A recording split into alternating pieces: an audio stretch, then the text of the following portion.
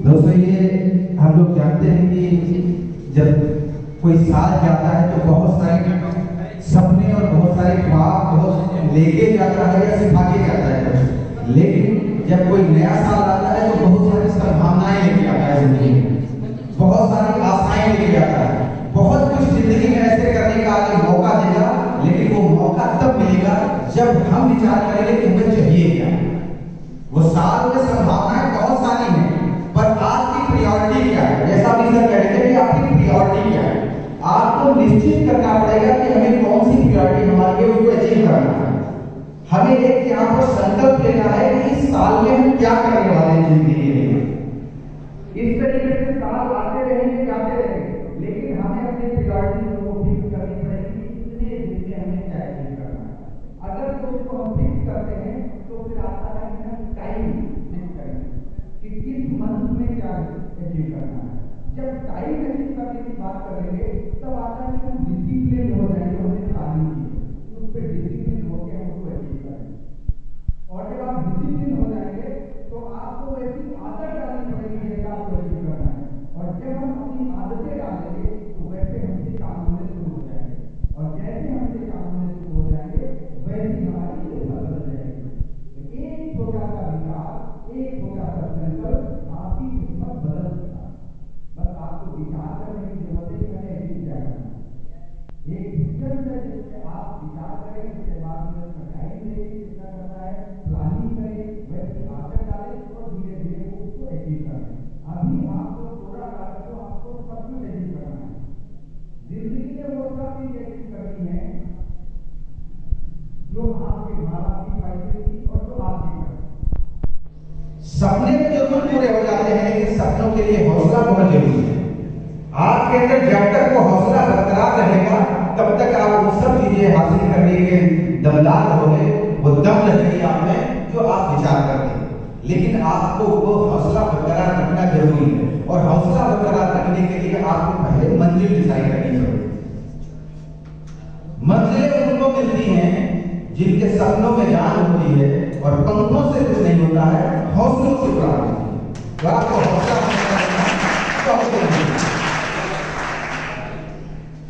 यहाँ पर जो कुछ भी सिखाया जाता है, जो आप मेहनत करते हो यहाँ पर, कभी कभी लगता है कि क्लास में हमें ऐसे डांटा जा रहा है, हमसे ये इतनी मेहनत कराई जा रही है, ये करनी पड़ेगी। क्यों करनी पड़ेगी? क्योंकि सबर में घाव आता है उसी का नाम होता है, छुपा हर वेदना में हर बलिदान होता है, और सजन में चोट खाता है छेनी और हथौड़ी का, वही पत्थर कभी मंदिर में भगवान होता है। अगर तो आपको वो मंदिर का पत्थर बनना है, वो भगवान बनना है, तो आपको जो छेनी हथौड़ी चल रही है उसकी चोट को बर्दाश्त करना पड़ेगा। अगर जो नहीं बर्दाश्त करोगे तो उसी मंदिर की जो फर्श की ये स्लाइड पड़ी हुई है, आप वो बन जाओगे। तो ये डिसाइड आपको करना है कि मूर्ति बनना है या पैरों के नीचे पड़ने वाली फर्श बनना है।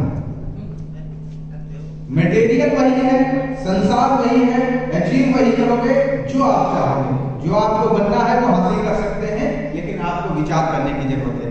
अच्छा, मैं कितना भी आपको मोटिवेट कर दूं यहाँ पे, कितने भी आपके बारे में कुछ बता दूं कि ये करना वो करना, आप थोड़ी देर मोटिवेट रहेंगे और उसके बाद भूल जाएंगे। फिर आप वैसा ही करने लगेंगे जैसा आपकी जो है आदतें हैं। सहमत है इस बात से? तो सबसे ज्यादा इंपॉर्टेंट है कि आपकी आदतें क्या है।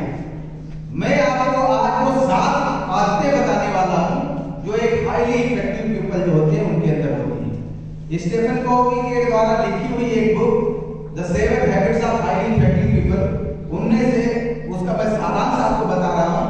उन्होंने बहुत सारी जो कॉर्पोरेट में उसमें गए, कॉर्पोरेट में सीईओ से मिले, बहुत सक्सेसफुल लोगों से मिले, और उनके बाद उन्होंने 7 आदतें ऐसी डाली कि जो हाईली इफेक्टिव पीपल हैं, जो बहुत अच्छा कुछ अचीव कर चुके हैं जिंदगी में लोग, उनमें क्या आदतें हैं। वो आदतें हमारे अंदर अगर जो होंगी तो कोई मोटिवेट करे या ना करे, लेकिन हम वो सब चीज अचीव कर सकते हैं जो हमें चाहिए। तो मैं वो आदतें बताने वाला हूं, और आदतें जो होती हैं वो आपको जरूर चेंज कर देंगी, क्योंकि जब हमारी आदतें जैसी होती वैसे ही हमारा काम होता है।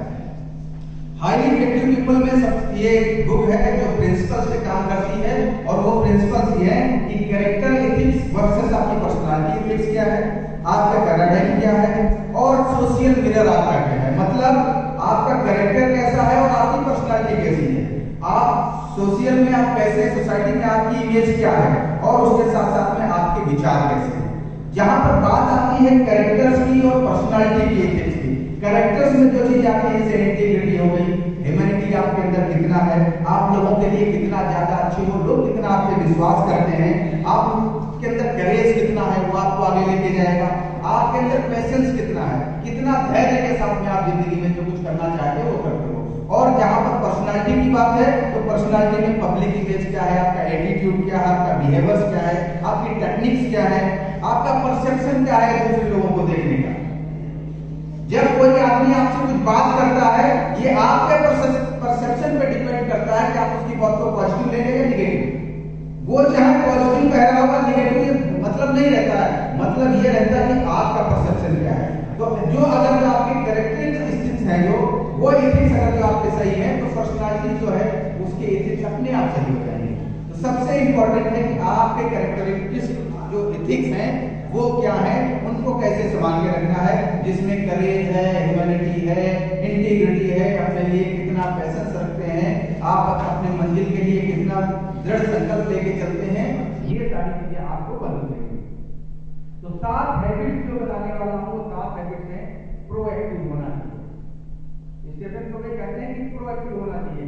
रिएक्टिव लोग वो होते हैं जो अरे यहाँ कुछ है नहीं, मेरे लिए करने के लिए क्या है, इन लोगों ने दिमाग खराब कर रखा है, मैं कुछ कर ही नहीं सकता, मैं गांव से आता हूँ या मेरे घर में कोई इतना कुछ नहीं कर पाया तो मैं क्या कर पाऊंगा, बस पढ़ना है, पास होना। ये रिएक्टिव लोग करते हैं। लेकिन प्रोएक्टिव लोग जो होते हैं वो क्या करते हैं, yes I can do, I will do, मैं ये सब कर सकता हूँ जो दुनिया के अच्छे लोगों ने किया है, जो सक्सेसफुल लोगों ने किया है, तो मैं कर सकता हूँ, मुझे करना है। जब ऐसा आपके अंदर थॉट पैदा होता है तो आपको जिंदगी में सक्सेस होने के लिए कोई नहीं रोक सकता। Begin with the end of mind. Begin with the end of mind मतलब आप जब कभी भी कोई मंजिल तय करते हैं तो सबसे पहले उस काम के लिए रिजल्ट देखते होने वाला है। काम को शुरू करने से पहले आपको ये निश्चित करना है कि इसका परिणाम कैसा होने वाला है। सपोज आप एक बिल्डिंग बना रहे हैं, आपने वहां पर एक नक्शा कमी से नक्शा बनवाया, बिल्डिंग काम करना शुरू किया, बाद में बिल्डिंग बन गई तब आपको लगा रहे ऐसा तो मैंने सोचा ही नहीं था, और उसके बाद जब आप बिल्डिंग को चेंज करते हैं, खर्चे भी ज्यादा होंगे और ट्रबल भी बहुत होंगे। अगर आप पहले से डिजाइन करें कि बिल्डिंग ऐसी बनेगी, माने ये होगा, इंटीरियर ऐसा होगा, आपका फाउंडेशन ऐसा होगा, और उसके बाद में जो कुछ भी आपने डिजाइन किया वो पहले करके तो आपको आसानी हो जाएगी और बिल्डिंग बनके तैयार होगी तो आप उसको एंजॉय करेंगे, आपको अच्छा लगेगा कि जो मैंने बिल्डिंग सोची थी वो बना। तो आप जब कभी भी कोई जिंदगी में काम करते हैं तो उसका रिजल्ट पहले से अपने आप में तय कर लें। फर्स्ट थिंग फर्स्ट, जो पहले करना वो पहले करना। काम तो पढ़ाई करने का समय है, लेकिन आप मोबाइल में लगे हैं, हो सकता है मोबाइल में आप बहुत अच्छी चीज देखते हो, लेकिन प्रियोरिटी क्या है आपकी? प्रियोरिटी में पढ़ना, किस सब्जेक्ट में कितना पढ़ना, कौन से सब्जेक्ट को कितना टाइम देना है, तो पहले चीज को पहले करना है। मतलब जो चीज जरूरी है उसको जरूर करना है और जो जरूरी नहीं है उसको बिल्कुल नहीं करना है। तो आप ये चीज करके चलें कि फर्स्ट थिंग फर्स्ट। उसके बाद में आता है थिंक बिग, एक ऐसी सोच पैदा करो कि आप भी जीतो और मैं भी जीतूं। ये भावना हमको नहीं होनी चाहिए कि इसको कैसे नीचा दिखाया जाए, ये कैसे नीचे गिर जाए और मैं गिर जाऊं। ऐसी भावनाएं अगर रखोगे तो जिंदगी में आप अकेले सक्सेस हो सकते हो, सबको सक्सेस नहीं कर सकते। देखिए एक राष्ट्र चरित्र होता है, एक पर्टिकुलर चरित्र होता है। हमारे यहाँ पर आप देखिए पर्टिकुलर हम लोगों ने बहुत कुछ पा लिया है, महात्मा गांधी हमें मिल गए हैं, विवेकानंद जी मिले और हमें बहुत ऐसे बड़े बड़े महापुरुष मिले, लेकिन हम एक अच्छे राष्ट्र का निर्माण अभी नहीं कर पाए। आप जापान में जाइए, आप जर्मनी में जाइए, आप कहीं बस स्टैंड पे खड़े होंगे तो वहां देखिए एक लाइन में लोग खड़े हुए हैं, कोई बिखरे हुए नहीं, लोग लाइन से खड़े हैं। कहीं सीढ़ियों पे जा रहे हैं तो एक साइड पे जाएंगे, और हमारे यहाँ बच्चा उधर जा रहा, दीदी घर जा रही, पूरी रास्ता घेर के चले। वो जो जापान में होता है वो कैरेक्टर है, वो राष्ट्र चरित्र है कि वहां सब लोग ऐसा नहीं करते हैं। हमारे यहाँ ऐसी चीजों की कमी है, तो हमें अपने साथ साथ में लोगों को साथ लेके चलना है, विन विन सिचुएशन पैदा करनी है। आप भी जीते और मैं भी जीते, ऐसी भावना लेके चले। और उसके बाद में आता है seek first to understand then to be understood. ऐसा होता है जब हम किसी को सुनते हैं या सामने वाले की बात करते हैं तो हम उसको इसलिए सुन रहे होते हैं, या तो उसकी थॉट को अपने अंदर सोचते हैं कि ये क्या सुनने वाला है, सुनाने वाला है, या कभी कभी हम उसको जवाब देने के लिए सुन रहे होते हैं।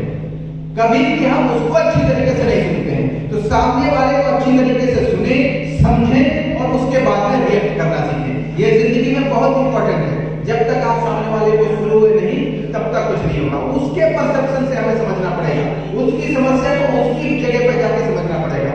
सपोज करो कि आप एक डॉक्टर के पास गए और डॉक्टर से कहा कि मेरी आंखें थोड़ी कमजोर हो गई, मुझे कम दिखाई देता है। डॉक्टर साहब ने चश्मा पहले से लगा रखा था, उन्होंने चश्मा निकाला, बोले बेटा ये पहनो, आपको दिखना शुरू हो जाएगा। आपने चश्मा लगाया, आपकी थोड़ी जो है नजर कम कमजोर थी, डॉक्टर साहब की ज्यादा कमजोर थी, तो आपको जितना दिख रहा था उससे भी कम दिखना शुरू हो गया। आपने डॉक्टर साहब से कहा डॉक्टर साहब मुझे दिख नहीं रहा, तो डॉक्टर क्या कहता है, तुमको कोई बीमारी मानसिक है आंख की नहीं है, क्योंकि जब मुझे इस चश्मे से दिख रहा है तो आपको क्यों नहीं दिख रहा? तो क्या आप दोबारा उस डॉक्टर के पास जाएंगे? यस और नो? नहीं जाएंगे। क्यों? क्योंकि उसने आपकी मंजूरी, आपकी जो प्रॉब्लम है वो आपके अनुसार नहीं सुनी है, अपने अनुसार सुनी है। उसको लगता है कि चश्मा मैंने लगाया था वही सही है। तो ऐसे विचार जब रखोगे कि आप सामने वाले को उसके परसेप्शन पे जाकर सुनो, उसके बाद में विचार करो, तब समझाओ उसको। ऐसा करोगे तो जिंदगी में आप लोगों को समझने में गलतियां नहीं करोगे और लोग आप पे विश्वास करना शुरू कर देंगे और लोगों का परसेप्शन आपके लिए चेंज हो जाएगा। उसके बाद में आता सिनर्जी। सिनर्जी का मतलब होता है जब एक एक जोड़ते हैं तो दो होते हैं, लेकिन सिनर्जी में वन जो है 11 होता है। मतलब आप भी काम करें, हम भी काम करें। कॉर्पोरेट आप देखते होंगे, एक इंडिविजुअल आप धोखा खोल लीजिए, कितनी 24 घंटे मेहनत कर लीजिए, कितना कमा लेंगे। उसी जगह पे आप मैकडॉनल्ड देख लीजिए, उस जगह आप KFC काम कर रहा है, बहुत बड़े बड़े कॉर्पोरेट काम कर रहे हैं, वो सिनर्जी के साथ काम करते हैं। बैठे हैं वो दुबई में, लेकिन उनके यहाँ पर बहुत सारे सेल्स मार्केटिंग के लोग काम कर रहे हैं। हम काम कर रहे हैं, आप भी कमाइए, रिटेलर्स हैं और बहुत सारे ऑफिस उन्होंने खोल दिए और वो सब लोग मिलकर काम कर रहे हैं। तो जब सारे लोग मिलकर के काम करते हैं तो आपकी ग्रोथ बहुत अच्छी होती है। तो अपने साथियों को, अपने आस पड़ोसियों को साथ में रखें, उनको जोड़ के रखें, जिससे आपकी पावर और ज्यादा हो जाएगी। और लास्ट वन है शार्पन द सॉ। हमेशा हमेशा अपने आप को चमकाते रहें, हमेशा अपने आप को कुछ ना कुछ सिखाते रहें, हमेशा अपने आप से सवाल पूछते रहें कि पिछली बार से इस बार मैंने क्या अलग सीखा, मैं इस हफ्ते मैंने क्या गेन किया। आज सुबह मैं आया स्कूल, दिन भर रहा यहाँ, शाम को मैं वापस घर जा रहा हूँ, इस पूरे दिन में मैंने हासिल क्या किया। पूरे टीचर्स ने अपनी एनर्जी लगाई, माँ बाप ने घर पे खाना बनाया था, वो पैक करके दिया, आपने यहाँ खाया, आपने इस दिन की फीस भी दी है, इस दिन के लिए और बहुत सारे लोग नॉन टीचिंग स्टाफ ने भी अपनी एनर्जी लगाई है। लेकिन शाम को मुझे क्या हासिल हुआ? अगर दो चीजों को आप घर नहीं बना कर रखते रहे तो ये दिन आप जाने का मजा हो सकता है। ये धीरे धीरे करके आप डेली को अपने आप को रियलाइज करते हैं। तो ये 7 आदतें हैं जो आप चेंज कर लेंगे तो आप एक हाईली इफेक्टिव पीपल जरूर बन जाएंगे। मेरी तरफ से इतना ही कि आप लोग ये करें, ठीक है?